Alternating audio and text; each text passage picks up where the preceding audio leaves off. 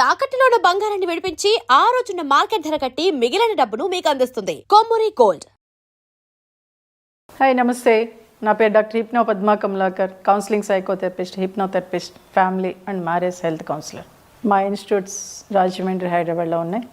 ఈరోజు మ్యారేజ్ అయ్యాక చాలామంది సెక్స్ పరంగా ఎలా ఉండాలి ఏంటి అనేది తెలియక అయోమయంలోకి వెళ్ళిపోయి డివోర్స్ వరకు వెళ్ళిపోతున్నారు.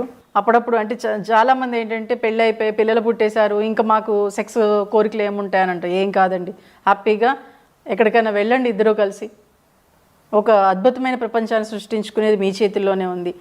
ఓకే, నేను చాలా వీడియోస్లో చెప్పాను, ఇప్పుడు కూడా మరలా చెప్తున్నాను. ఇద్దరు కలిసి స్నానం చేయండి, ఇద్దరు కలిసి చక్కగా బయటికి వెళ్ళండి. ఎక్కడికి వెళ్తారో మీ ఇష్టం అది. ఓకే, ఎప్పుడైతే కలిసి స్నానం చేశారో ఆ వాటర్ అలా మీలో పడుతూ ఉన్నాయో మీ ఇద్దరి మధ్యన అటాచ్మెంట్ అనేది మరింత అద్భుతంగా ఉంటుంది.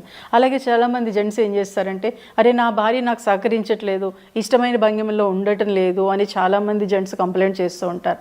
బట్ మీరు అసలు చెప్తేగా మీ భార్యకి, బయట దానితో చెప్పినప్పుడు మీ భార్యతో మీరు ఎందుకు చెప్పరు? కాబట్టి మీ భార్యతో మీరు తన స్నేహపూర్వకంగా చాలా ఫ్రీగా మాట్లాడడానికి ప్రయత్నం చేయండి. ఎప్పుడైతే అలా ప్రయత్నం చేశారో తను కూడా ఇష్టపడచ్చు. అంటే కొన్ని భంగిమలు భార్య ఇష్టపడకపోవచ్చు, అప్పుడు మీరు స్మూత్గా సున్నితంగా చెప్తే తను కూడా యాక్సెప్ట్ చేస్తుంది. అలాగే ఏంటంటే ఎప్పుడూ కూడా ఎలా ఉంటుందంటే, పూర్వం పెళ్ళయిన తర్వాత హనీమూన్కి అని చెప్పేసి ఇప్పుడు కూడా ఎక్కడెక్కడో ఊటీ, కొడైకెనాల్ ఏదో మంచి మంచి ప్లేసులకి లేకపోతే యూఎస్ ఎలా పంపించేస్తుంటారు. అది కాదు. చక్కగా గుళ్ళకు వెళ్ళండి, పురాతనమైన గుళ్ళకు వెళ్ళండి. ఒక వైఫ్ అండ్ హస్బెండ్ ఎలా ఉండాలో భంగిమలతో సహా గుళ్ళ చుట్టూ అవి చెక్కు ఉంటాయి. ఎప్పుడైతే ఆ గుడులకు వెళ్ళారో ఒక భార్యాభర్త అవి చూస్తూ ఉంటారో వాళ్ళ కోరికలు అనేవి పెరుగుతూ ఉంటాయి.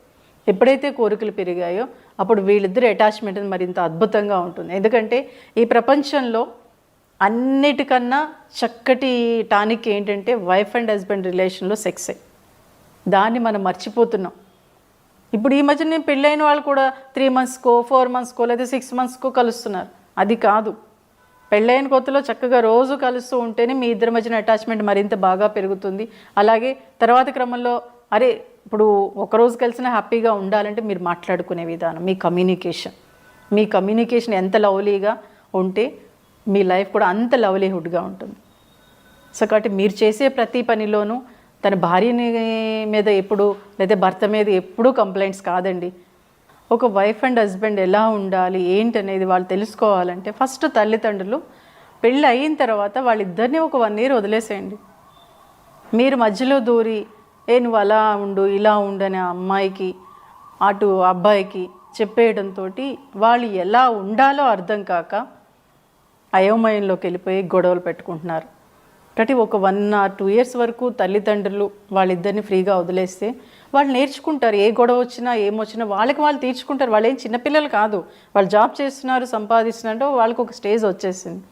బట్ ఇక్కడ తల్లిదండ్రులుగా మీరు ఇన్వాల్వ్ అవ్వద్దు. అలాగే ఒక వైఫ్ అండ్ హస్బెండ్గా మీరు పెళ్లి చేసుకున్నారు కదా, మీరు సినిమాలు చూస్తూ ఉంటారు కదా, ఒక వైఫ్ ఎలా ఉండాలి, ఓకే అమ్మా నాన్నలు చెప్పలేదు అంటే సినిమాలు చూస్తున్న క్రమంలో ఎలా ఉంటే బాగుంటుంది, ఎలా ఉంటే భర్త అర్థం చేసుకుంటాడు, భార్య అర్థం చేసుకుంటుంది అనేది మీకు మీరుగా తెలుసుకోండి. ఎప్పుడైతే మీకు మీరుగా తెలుసుకున్నారో ఒక భార్యతో మీరు చక్కగా మాట్లాడగలుగుతారు. కొన్ని భయాలు ఉంటాయండి. ఎందుకంటే మన సంస్కృతి, భారతదేశ సంస్కృతి ఆడపిల్ల ఇలా ఉండాలి అలా ఉండాలని చెప్పడంతో భర్త దగ్గరికి వచ్చేటప్పటికి కాస్త భయపడుతుంది. అరే భర్తతో ఏమన్నా అంటే ఏమనుకుంటాడో, లేకపోతే ముందే ఎక్స్పీరియన్స్ ఉందా అని అడిగేస్తాడేమనే భయంతో ఎక్కువగా మీతో ఫ్రీగా ఉండలేదు. కానీ ఒకటి చెప్పనా, ఒక భర్తగా మీకు తెలిసిన దానికన్నా భార్యకి చాలా తెలుసండి. ఇంతకుముందు చాలామంది అనేవారు, స్వాతి వీక్లీ రాగానే ముందే ఆడవాళ్ళే చదివేస్తారు సమరం గారిది అని అనేవారు. కాబట్టి తను కొద్దిగా తెలుసుకున్నా ఎక్కువగా దాని గురించి థింక్ చేయగలుగుతుంది, 10 మందిని అడగగలుగుతుంది. సో కాబట్టి ఆ ఆలోచన తనలో ఉంటుంది. కాబట్టి ఏదున్నా మీరు లవ్లీగా మాట్లాడుతున్నారా లేదు. ఎందుకంటే 10 మందిని వదిలేసి మీ ఇంటికి వస్తుంది ఒక అమ్మాయి, మీరు ఎవరిని వదలరు, మీ తల్లిదండ్రులతో ఉంటారు, మీ అక్క చెల్లెలతో ఉంటారు అన్నది.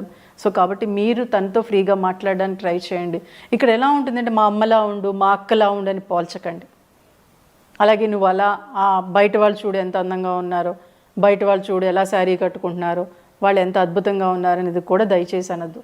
మీరు ఇష్టపడే కదా అమ్మాయిని చేసుకున్నారు. సో కాబట్టి తనని తనలాగే ఉండనివ్వండి. అమ్మలా కూరలు చేయలేదు, నాన్న అక్కలా చేయలేదని కూడా అనద్దు. ఎందుకంటే తనకు వచ్చింది, తను 25 years వాళ్ళ ఇంట్లో నేర్చుకొని వచ్చిన అమ్మాయి ఒకేసారి ఎలా మారిపోతుంది? అలాగే ఒక భార్య భర్తని మా నాన్నలా ఉండు, మా నాన్నలా మాట్లాడు అని అనద్దు. తను ఎలా మాట్లాడుతున్నాడు అనేది ముందు అబ్జర్వ్ చేసుకోండి. మీరు ఎదురుగా కూర్చొని లవ్లీగానే మాట్లాడుకోవడానికే ట్రై చేయండి. కానీ చాలామంది ఈ మధ్య నేను అబ్జర్వ్ చేసింది, ఇగో మా అమ్మని నువ్వు అలా అన్నావు, లేకపోతే పెళ్ళిలో అలా అన్నావు, ఇలా ఉన్నావు, ఈ విషయాలు వచ్చేస్తున్నాయి. అవి అవసరమా? అవి మీకు తిండి పెడుతున్నాయా? అవి మిమ్మల్ని హ్యాపీగా ఉండేలా చేస్తున్నాయా? లేదు కదా. సో కాబట్టి మీరు లవ్లీగా మాట్లాడుకోవడానికి ట్రై చేయండి. భర్త ఆఫీస్ నుంచి రాగానే భారీ భుజం తడుతూ, ఏయ్ తిన్నావా, లేకపోతే కాఫీ తాగుదామా అని లవ్లీగా అడగండి. లవ్లీగా మాట్లాడడానికి ట్రై చేయండి. అదే బయట ఆడదాంతో ఎంత అద్భుతంగా మాట్లాడేస్తారండి. అసలు ఎక్కడ లేని కబుర్లు వచ్చేస్తాయి. ఇక్కడ మీ వ్యక్తితనం, మీ సొంతం. సో కాబట్టి ఒక భర్త కానీ భార్య కానీ మీ భర్తతో మాట్లాడేటప్పుడు లేకపోతే మీ భార్యతో మాట్లాడేటప్పుడు వాళ్ళు హ్యాపీగా మనం మాట్లాడే మాటను రిసీవ్ చేసుకుంటున్నారు లేదా అబ్జర్వ్ చేస్తూ మాట్లాడండి. అలాగే మీకు ఇంకా కోపంగా ఉంది, చాలా అనీజీగా ఉంది అనుకున్నప్పుడు చక్కగా భర్త పక్కన భార్య పక్కన కూర్చొని చేయి పట్టుకొని కాసేపు అలా ప్లెజెంట్గా ఉండిపోండి. అలాగే మీకు కోపంగా ఉన్నప్పుడు హ్యాపీగా పడుకోండి. మార్నింగ్ లేచినప్పుడు ఇద్దరు కలిసి రావే కాసేపు బయటికి వెళ్దాం, పని ఉందని అని భార్య అందనుకోండి, సర్లే నేను నీకు హెల్ప్ చేస్తాలే అని చెప్పండి. అలాగే ఇద్దరు కలిసి సో కాబట్టి మీరు చేసే ప్రతి పనిలోనూ తన భార్యని మీద ఎప్పుడు లేదా భర్త మీద ఎప్పుడూ కంప్లైంట్స్ కాదండి. కంప్లైంట్స్ 2 ఉంటే మంచి 8 ఉంటాయి. ఆ 8ని మీరు మర్చిపోతున్నారు. సో వాటిని బయటకు తీయండి. మీరు ఇష్టపడే కదా పెళ్లి చేసుకున్నట్టే తనలో ఎన్నో మంచి విషయాలు ఉండబట్టే కదా మీరు మీ భర్తని కానీ మీ భార్యని కానీ మీరు చేసుకున్నారు. అంటే ఆ మంచిని మీరు ఎప్పుడైతే అప్పుడప్పుడు నువ్వు ఆ రోజు భలే ఉన్నావే, ఆ రోజు చాలా బాగున్నావు, ఆ శారీలో చాలా బాగున్నావు, లేకపోతే అక్కడికి వెళ్ళినప్పుడు ఎంతో బాగున్నావు, అలా భర్తని పొగడండి, భార్యని పొగడండి.